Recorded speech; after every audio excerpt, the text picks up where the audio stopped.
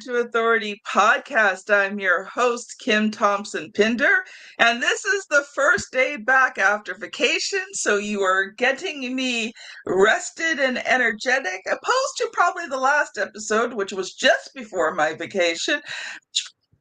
Tired then, but I'm excited for today's topic because information marketing is an incredible tool to build your business, but most people don't know how to use it effectively. So I am so thankful to have Jannette Anderson on with us today because she has almost 4 decades of launching, leading, and mentoring over 250 businesses. Jannette knows what works for entrepreneurs and what doesn't. Add in 30 plus years of personal development, facilitation, and coaching expertise, and you have someone who knows how to get the 4 inches between your ears working so that your business can work. I always call it the 3 pounds of gray matter there. Jannette, welcome to the show. Hi, Kim. So great to see you. Thanks for having me. So, Jannette, let's just, dive into this just a little bit because I think the obvious question is, what is information marketing and what would you see as the biggest mistake people are making? All right. Well, the simple version of information marketing is when you provide value to your people by educating them on something so that they get to know you, like you, trust you. And so that can be in the form of many, many forms: ebooks, checklists, masterclasses, all sorts of different kinds of ways of conveying the information. But it gives you a chance to add value, be seen, and kind of to establish that rapport and expertise and credibility. So that's the short version of what it is. And one of the biggest mistakes I think I see is, there's probably a few. I would say people don't provide enough value at times, thinking that they don't want to give it all away.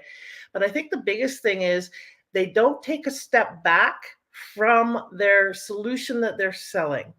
They don't have something that is the step before, so that they have it as part of the customer journey. They're not clear on that customer journey and where this fits into it. I love it, Jannette. And you know what? I just looked down at your name there and I realized the Maturepreneur Maverick. Love it. Delicious titles. Everybody who listens to the podcast on a regular basis knows I love delicious titles. This is why I named myself the Extraordinary Word Ninja. Yes. But, even that, Jannette, is a form of information marketing because it's attractive, it grabs attention, people will remember you by it, and it's that little piece of information that just gives them that little hint at who you are and what you do. So I love that, Jannette. Thank you. Yes. Yeah. It is educational, even in the title. Almost like you said, almost everything is part of our branding, positioning, our marketing, right down to what do we put on our Zoom name. Love it, love it. Well, I'm 53, so I'm starting to hit that sort of maturepreneur stage. So, but I've been an entrepreneur a long time, and I love it. It's the thing I want to do. It's who I am. It's my calling, and I think no matter whether you've been an entrepreneur or whether you're thinking of being an entrepreneur, it's never too late to start. Exactly. It's never too late to start, and it's always an option to keep going. Just as a little kind of aside, what a lot of people don't know is that the vast majority, at least 65% of people over 55 cannot afford to retire. And a good portion of the rest of them don't want to. They want to continue contributing. Nowadays, people don't want to spend the next 20, 30, 40 years just knitting or golfing. They want to contribute, make a difference, share their expertise, which is why it's valuable to learn about information marketing and how to move into entrepreneurship as a way to earn and contribute. So that's why I'm really passionate about maturepreneurs. I define them as those who are around 55 plus and hashtag not done by a long shot. Jannette, I almost had to laugh because you mentioned knitting. Okay, so I am an avid knitter. I've been knitting off and on since I was 5 years old. Yep. I just got last few months ago, the circular knitting machines, and I've been having a blast with them. But I am so much an entrepreneur. So what I'm doing is I'm making blankets. I'm giving the most away to people that I know, but I'm creating patterns, Uh-huh. creating YouTube videos, and I'm going to be selling the patterns, and I'm building out a YouTube channel. And that's just a hobby. Yeah, exactly. Well, see, you can take the entrepreneur out of the business, but you can't take the business out of the entrepreneur. I am the same way. If I drive into a new town or something like that, I am automatically looking for what businesses are missing. What if I was living here, what would I start? Like it's automatic nature. Whatever you do, you got to share it, and you got to help people get better at it because it's just what you do, right? So I love it. And I'm not knocking knitting or golfing or pickleball or watching Netflix, but 20, 30, 40 years of it is probably more than people need. So like just doing that's why there's so many people that are really keen on how do I continue contributing and making an impact. And Yes. again, for most people, also an income. Yeah. Yeah. I want to go back for a second because you said something at the beginning there, and I want to touch base on that just before I kind of let you loose to share some of the things that you've prepared for us. And I think it's the mindset that I can't give it all away. And I think that's important because, especially in today's world, if you want to stand out, if you want to be noticed, you can't do what everybody else does. Mhm. See, I will talk to anybody about writing a book. Mhm. I give away free 1 hour calls all the time. I answer every single question they have. I tell them things they haven't thought about, but I share my information freely. And my husband's like, don't tell them all that because, and I'm thinking, yeah, but you see, I'm different. People work with me because I give all my knowledge away. Now, do I give my services away? Right. No. Okay, a little bit. I will assess people's books for them if they're part of my target market. Okay, so that is part of my marketing, it's part of my sales, it's a free service that I provide. But anything beyond that, yes, I do not give my services away. You are paying for my publishing services, but the knowledge, I think that's incredible. Elite. Bleh. Okay, maybe I'm not quite off of vacation yet. I think it's incredibly important that we share our knowledge and share it so freely. Mm-hmm. Well, and not just knowledge; it's an opportunity to serve, and really, I consider sales being in service. Now, Mm, you mentioned very very significant thing. It's part of your marketing. So a lot of people, and especially women, give away themselves and their products and their services out of a sense of not enoughness. That yes. can I swear on your podcast? No, No, okay. I have a clean rating. That stuff has to go then, because not valuing and honoring yourself is not okay. I However, agree. you have more than enough knowledge, expertise, wisdom, know-how, etc., to use it strategically in your sales and marketing. So Yes. it's not about oh, I have to buy your affection, which is what a lot of us are trying to do. It's about how do I add value so that I can differentiate myself in the market, so that I can let you get to know who I am and how I can help you, so that we can move the, like trust along, but also you can figure out, can I help you bridge the gap that you have right now? And I can figure out, can I help you bridge the gap that you have right now? So it's strategic sales and marketing. Information marketing is strategic. And you would think of it the same as you would think of investing in advertising or investing in any other kind of marketing. You spend time and money and effort on it. You put it out there, you use it to attract clients. So you think of it very much the same way. It is not a throwaway. It's very important to be intentional with how Yes. you're moving people through the process that I mentioned before, and use it to really connect. That's really the key, Mm. right? I like how you said know, like, and trust, but I think if you do information marketing correctly, and I see this especially with books, is it's not just know, like, and trust. It's know, like, trust, and believe that you can solve the problem. Mhm. And when you add that fourth one in, that belief, whether it's be through a book, whether it be through videos, information marketing, when you can create that belief factor, I think that's the turning point in terms of having someone going to pick you over someone else. And I agree with you, in terms of women, like we think we have to give it all away. Like we have to give our services and our products away and that we can't charge for it. And Yeah. I had to get rid of that mindset. And I think too, when you do your information marketing correctly, you're going to get a better quality of clientele, but you're Mhm. also going to be able to charge more for your products and your services because of that belief factor. Yeah. Yeah, it's about establishing authority and credibility. Yeah, to a degree, likability, but really that's less important than them knowing that you can actually help them. A lot of people think that marketing is about what people call relationship marketing or relationship sales.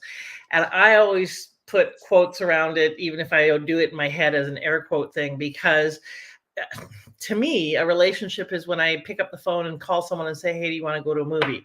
or invite them to my birthday party, or that's a relationship. What relationship marketing is, because what that does in a lot of people's heads is they think that then I can't get to a sale. I don't want to make Yeah. it transactional. And so they just carry on with, connecting and connecting and perhaps adding value, but it goes nowhere. And that really doesn't serve you or them. It's really just fear on your part to actually get to the point and say, here's how I can help you. Here's how I can be of greater service. Because sales is being in service. It's about, you've got a problem, I can help you. Here's how.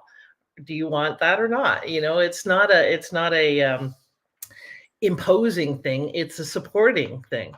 And Yes. and so I think that whenever my clients tell me they do relationship marketing, I'm pretty sure they're not making a lot of sales. And so I, disabuse them of that notion. You're adding value. If that's what you consider to be a relationship, okay, you can call it that. You're adding value and you're getting to a point where you're going to say, can I help you solve the problem you have? So yeah, I get a little soapboxy about that because I know how much it gets in the way of so many people. And Yeah. it's easy to think of information marketing as, let me just keep giving and giving and giving. Yes, and it is very strategic, or should be, in terms of identifying gaps, helping assess where they're at, meet them where they're at, like talk their language, let them know that you understand their challenge or their pain, and give them some practical and tactical first steps and let them know that you can help them with the rest of the steps. That's really the simple version of it. And Mhm. we sometimes overcomplicate the process. And I don't care if it's a blog post or a YouTube video or an ebook or a checklist or a masterclass or a webinar, any and all of that is considered information marketing. It's when you're providing information and they're not a client yet. Let's put it that way. So I don't like overcomplicating things, as you can tell. And if it's moving them towards being clear about what they want, what's in the way, what the gaps are and the problems are, and how you can help them get from where they are to where they want to go, that's the process, and that's pretty much all it needs to be about. Anything else is complicating and confusing the issue. I like what you said about that, but I think there's something else that information marketing does too. Information done marketing done correctly should also repel those you aren't supposed to work with, Yes. because you're not meant to work with everybody, Yes. right? Like you know and I found with me that, the best information marketing that I can do is really truly understanding who my clients are, who it is I want to work with, and then just speak to them. I don't have to speak to everyone. I just have to speak to them. Last summer, I started working with a few specialists for some things that have been developing out in audience.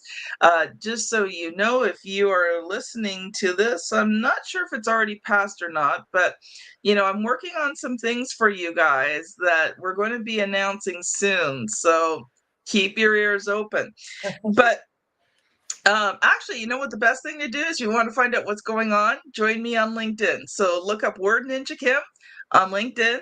Come, because that's where I post everything. You want to see what's going on? That's the best place to look. But one of the things that was surprising to me last summer when I was working with a specialist is they actually talked to some of my clients. And I've got wonderful clients. The thing is, I didn't have relationships with them before. So you talk about relationship marketing. But, since they've been my clients, I've developed amazing relationships with them. And I would invite them to my birthday party if they didn't live so far away. But one of the things that surprised me was not the things that they felt I was really good at, but the priority. That surprised me. And so now that I know that, I can include that more in the things that I talk about when I talk about my company, because all the clients that they interviewed, that was the first thing that they felt was the most important. And I was very surprised. I wasn't surprised that they said it. I was surprised at the priority they put it on. So, really understanding that client is crucial. What was the priority? I have a complete system for writing and publishing books. Yeah. And it is assessed by a project manager. So a project manager takes them through the system. We have it all on project management software. So at any time the client can go in, they can see where they're at in the project, what's coming up, the due dates, and my book project manager keeps everything flowing smoothly. So we have a complete system for doing these books. Yeah. And the fact that it's documented in this project management software made them feel very confident about working with me. Right. Okay. So the feedback that you got was that what they really, really loved and appreciated was how informed and how much of a system you had and how confident that made them. Mm-hmm. Right? Yeah. Awesome. And what's brilliant about that, because I was just going to say this, is you had someone ask them what is important to you. And one of the things I was going to say is the other big mistake that people do, and actually probably should have made it number one, is they write their content, their information marketing, from their perspective, meaning they think they know what the problem is and they provide the solution and they say it in their language. But here's the problem. Most of the people that are writing it are the gurus kind of on the top of the mountain, but they're speaking to people who are down at the bottom of the mountain in the trees who can't see that view. And yes. So what they forget to do is go down the mountain to where those people are at, take them by the hand and take them up the mountain. They speak in the language of the solution versus the problem, because that's what these people see versus what the person on the top of the mountain sees. So what the first thing that you should do before you do any, well, not should, but could, and highly recommended that you do is, because I don't want to should on you, but I really encourage you to have conversations, do surveys with your ideal prospect, your ideal market, and ask them questions like, what is your biggest challenge when it comes to whatever the problem is you solve? What's your biggest desire? What do you wish was the case? What really frustrates you or gets in the way of you being successful with this?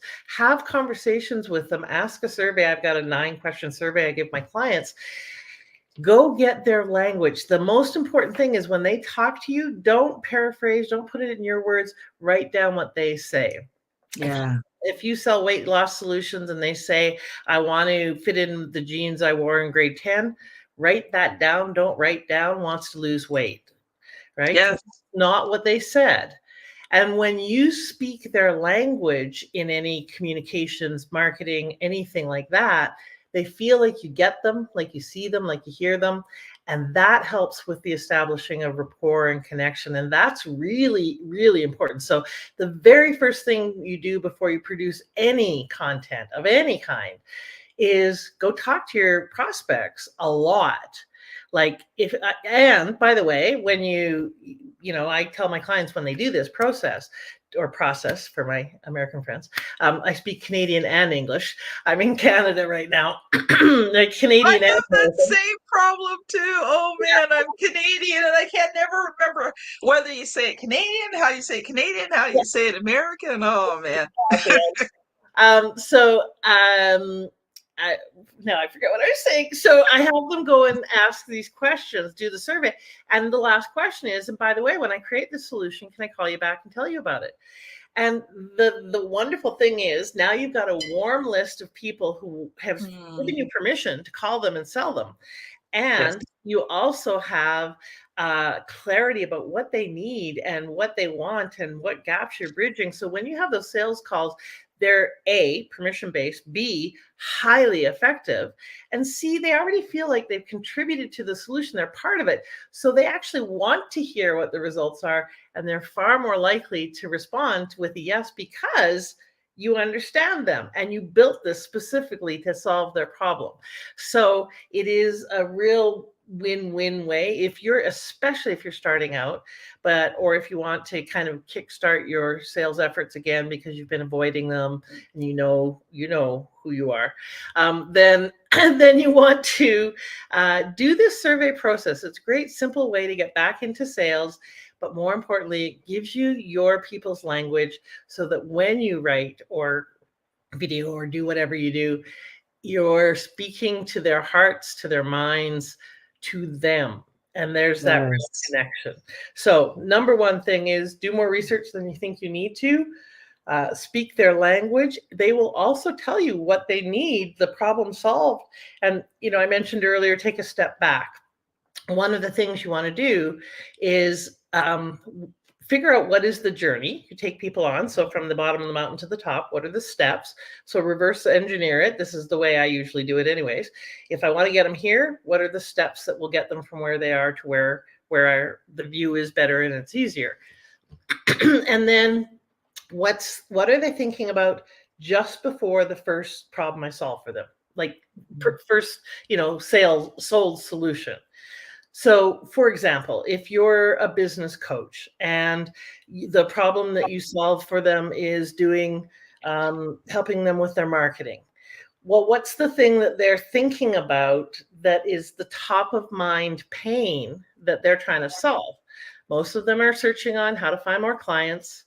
Most of them are searching on how do I reach people, or where do I find my people? So maybe the very first thing that you do a lead magnet on is the step before what you solve for them. So it might be how to find your prospects. It might be something on, the top 10 places to find this audience. So it's not the thing you sell them. It's the thing that they're thinking about before they need that solution. So that is because that's going to grab them. And then what you do is you give them value in that. So you give them some tips and hints and you say, and now the next step that you need is this.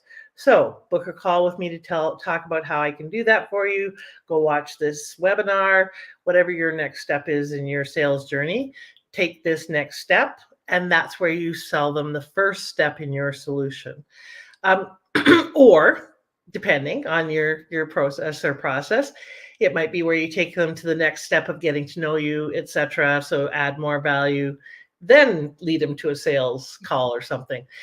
It depends on what the strategy is, but don't wait too long to get into conversation. You can't serve until you sell. And don't get in too soon. Make sure that you've added value to people. One of the little tips that I use, and I was actually thinking about this on the way home yesterday. I was listening to Superfans in the car, and by Pat Flynn. Yeah, and it reminded me. He didn't say this, but he was talking about something that triggered it, and it was 721. typically in your marketing efforts, you want to do 7 outreaches. So if it's a nurture email sequence, if it's your posts, if it's a newsletter, whatever it is that you do, typically want to do 7 additions of value, 7 kinds of demonstrations of your expertise in providing some kind of value. 2 personal posts, as in getting to know you as a human being, and 1 sale. So, you know, a lot of people tend to do more like 1 and 1. They forget to let people know who they are as a human being. I'm often guilty of that. I forget to do things like personal posts and stuff. And there's, you know, there's still a part of me that thinks, well, why do they care if I'm out at a, you know, line dancing at the Stampede? But it is important. They need to get to know you as a human being. And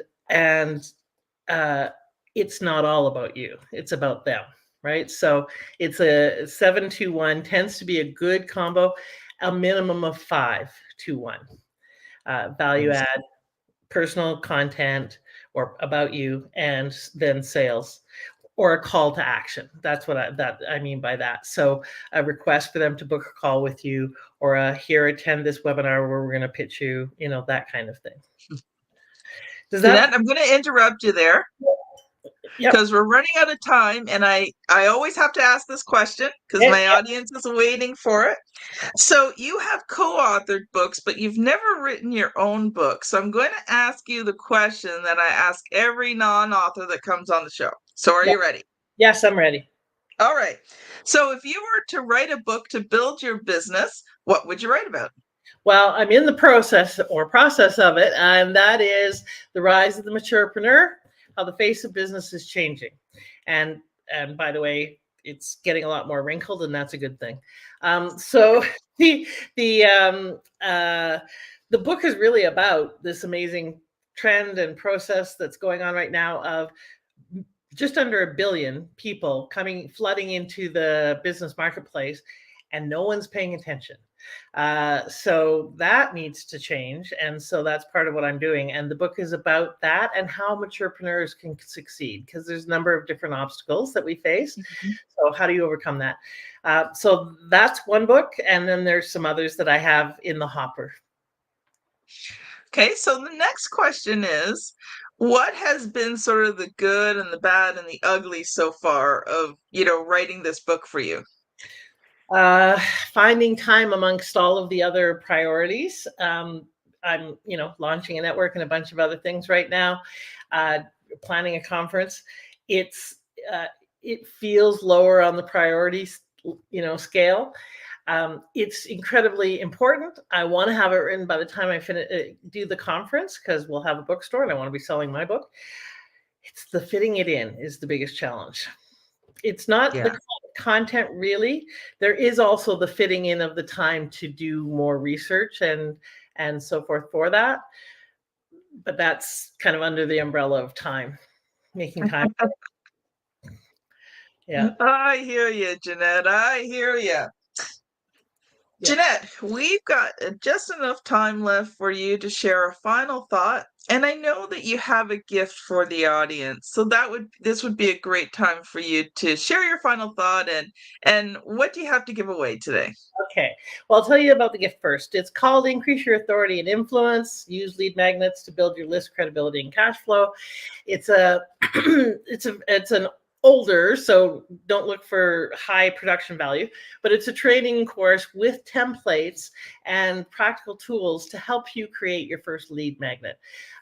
It's free. Go to bodacity.ca/influence, and Bodacity is BODA City, CITY.ca/influence, and you can download that for free. Now, here's the key. You actually have to do the program to get the value and create the lead magnet.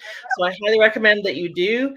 If you don't have, and a lead magnet is just the first thing that you get people to opt into. What I didn't say was one of the most important and valuable parts of information-based marketing is it helps you build your list. And there's nothing more important for entrepreneurs than to be building your list. It is how you get prospects. It's how you build connections. It's how you get known. There are so many values to building that list, and having something that people can opt into, give you their email, they get value. It's a value for value exchange, is one of the smartest things that you can do. Make sure it's something that your audience really wants by asking them. Test out your lead magnet. Do some, testing on the covers, the titles, things like that, so you make sure that it really resonates with them, and then offer it everywhere you go so that people will get on your list, so you can add value to them on an ongoing basis and get new clients and be able to serve them and help them with whatever the solution is that you bring to the market. Love it, love it, love it, Jannette. Oh, this has been awesome. Jannette, I think we're going to have you back because you know what? We were kind of all over the place. It was all good stuff, but man, we got more to talk about on this subject. So we are going to have you back at some point. Awesome. Audience, if you're wondering where to go next, I want to direct you to episode 481. So yes, if you are on your podcast app, you are going to be using that finger to scan back quite a bit. But I promise you another great episode of the podcast, and it's with Jennifer Tamborski, and hers is Lead Generation Unleashed, transforming prospects into profits. If you're on YouTube watching this, you know the routine. My daughter has placed the thumbnail here somewhere on the screen for you to click. Well, it's been an awesome time, Jannette. Thank you so much today for honoring us with your knowledge and skills and talents. Thank you so much, Kim. I really appreciate your passion and your advocacy for people to be really heard and seen by getting their book out there and being the difference that only they can be. So thank you for your contribution in that. Oh, you're so welcome. Audience, have a great day, and we will see you on the next episode. Bye now.